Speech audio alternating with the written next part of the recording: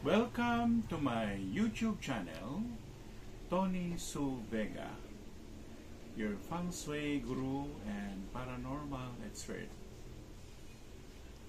Ang pinag-uusapan natin ngayon ay malas, swerte, remedyo.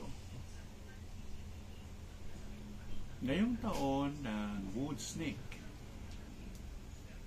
malas ba ang snake o yung mga pinanganak ng snake? Ang tawag namin ay Tai Sui.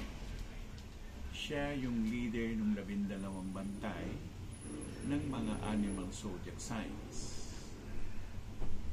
Pag Tai Sui ang isang tao, merong hindi magandang nangyayari sa buhay o buhay-buhay niya, sa lahat ng aspeto ng buhay niya, lalo na nga kung ito ay snake, ay kinalaman sa pananalapi.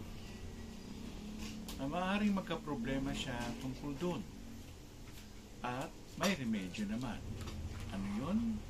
Mag-alaga ng asong itim.